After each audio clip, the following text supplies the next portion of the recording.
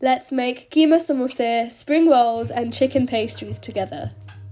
Ramadan is just 1 month away, and I don't know about you guys, but I like to get ahead of the game with my freezer prep. So today I'm going to be showing you 3 pastry recipes that you can prepare in advance and freeze just in time for Ramadan. We have the classic keema samosa, some spring rolls, which controversially I prefer to samosa. Last but not least, my favourite pastry of them all are these chicken pot pie puff pastries.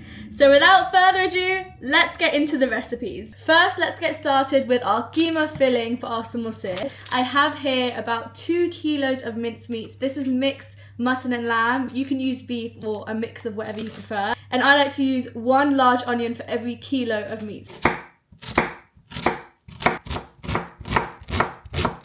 This is my Japanese chef knife from Nakano. It's super sharp. It's the one I use every single day. I have a discount link in the description box below where you can get yours as well. Heat up a large pot and add just a tiny bit of oil to help the onions fry. Once we add the keema, it will release its own fat and oil.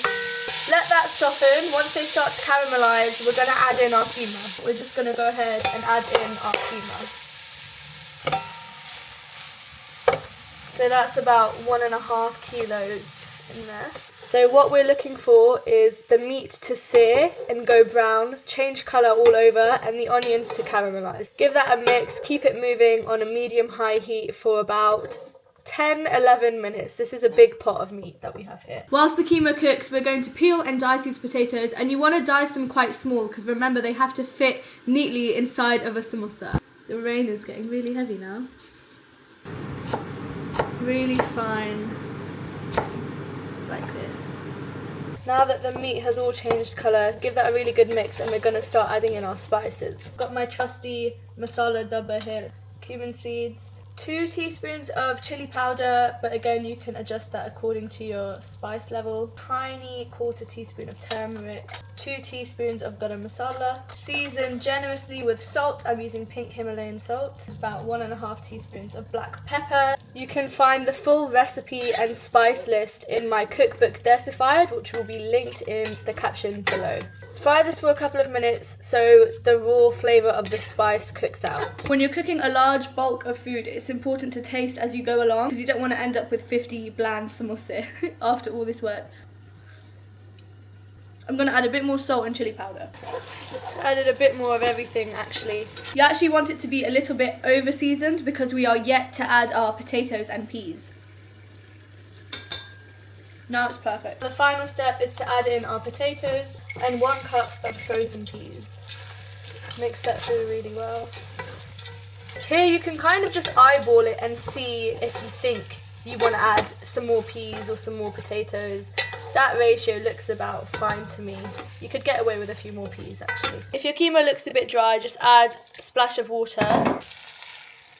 Stir that in. Cover this with a lid and just let it simmer in the back stove on a low heat for about 20 minutes. You want the meat to be really tender. You can find the full written recipe and ingredients list for the samosa in my cookbook Decified. There's a link in the description to order my cookbook Decified, and if you're watching this in January 2025, it's currently on sale on Amazon. Whilst the keema cooks in the back, we're going to get started on our next filling, which is a creamy chicken pot pie filling. I'm now going to spend the next 20 minutes dicing up all of these vegetables. I basically just did a fridge raid and grabbed any vegetable that I have, and you can do the same thing. So I have a leek, some carrots, green beans, a red onion, a red pepper, some mushrooms and some sweet corn from the freezer.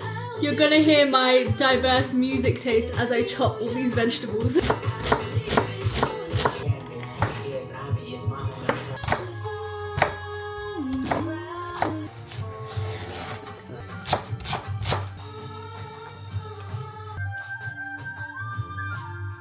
So now our vegetables for the chicken pot pie filling are all diced up nice and small. I've transferred the samosa keema mixture into this bowl so we can use the same pan as before for our chicken pie filling. And that way you're saving on washing up as well, which is obviously the worst part of cooking. Chicken goes in first. This is a mix of diced up chicken breast and chicken thigh. Fry the chicken until it completely changes colour, then we'll add in all of our vegetables. Vegetables go in. Mix that really well. You want to fry this for about 5 to 6 minutes. We don't want the vegetables to completely soften, we still want a little bit of a bite, otherwise you're just going to end up with mushy chicken pies, which isn't nice. So you can see it looked like a lot of vegetables at the start, but as they cook they'll release a lot of moisture and reduce down. Is to add in all of our spices. The full list of ingredients will be in the description box below and also on my Instagram and TikTok. Stir that in. After the spices have cooked off for a couple of minutes, we're going to add in our sweet corn. The only reason I'm saving that till the end is because I don't want them to go too mushy. I want them to be quite fresh and crunchy. Now we're going to make our pie sauce directly in the pan. So make a well in the middle. Now in that well in the middle we're going to add a generous knob of butter. That's about 2 tablespoons. Then you want to grab a heaped tablespoon of flour. Just put it on top. And what we're making here is essentially a roux. Gently start to mix that. And you'll see a paste will form in the middle. We're going to make a quick liquid stock by mixing chicken stock cubes or chicken powder. I'm using this one because it's halal. And into that we're just going to add some boiling water. That should dissolve straight away, and then you're going to add that into your pie. Like so. Instant chicken pot pie. There's our chicken pot pie filling, nearly done. We just have one last step. It smells and tastes amazing. So this final step is optional, but I do recommend a little final splash of double cream just to make it extra indulgent and creamy. We're going to let this cool down until it's room temperature before we start filling our pastries. If you put this burning hot chicken pie mixture into your pastry, it's just going to leak through and rip. Grab yourself a large tray like this that you don't mind putting in the freezer, because as we roll our pastries we're going to place them on this tray and we can put that directly in the freezer so that they freeze flat. You can make your own samosa pastry, but I'm going to be using these frozen samosa spring roll sheets. We're going to make a little glue using 2 tablespoons of water and 1 tablespoon of flour. Right, so we have our keema filling for our samosas here, the pastry, our glue. Now we're ready to start folding. The pastry sheets come in large squares like this. To make our samosa triangles, we actually want rectangles. So with one square, we're just going to fold this in half to a rectangle. That's what happens when you fold a square. From the bottom corner, fold up to create a triangle, then continue rolling up to create that cone shape. Make sure you use a dab of glue to seal the side together. Filling the samosa is pretty straightforward. Put a little bit of keema in first and push that down all the way into the bottom. This is why we cool our samosa filling before we start filling it. You want to fill it up to the top. Once you reach the top like this, get some of our glue again, put it on those flaps there. Then make sure you tuck in the corners to make sure they're really well sealed, and just fold it over. As you can see, it's not perfect, but it is a triangle and that will do.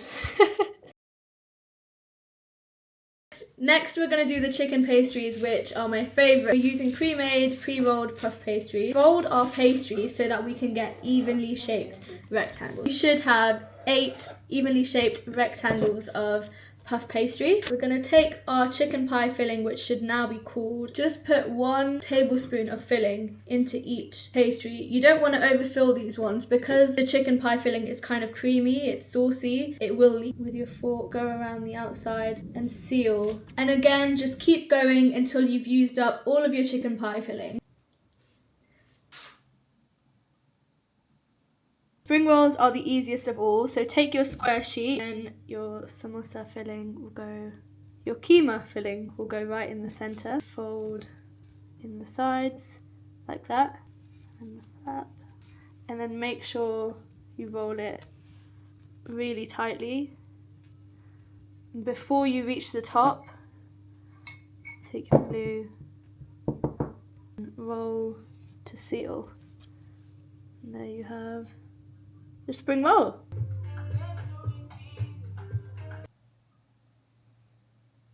As you know, Ramadan is also about sharing. So what I like to do is take an extra plate of these pastries to our friends across the road. For all other recipes and more Ramadan inspiration, you can find them on my Instagram and my TikTok at Zaina's Bakes. Thanks so much for watching. Make sure you subscribe if you haven't already. There's tons of more Ramadan recipes coming your way on my YouTube, my TikTok, and my Instagram. Bye!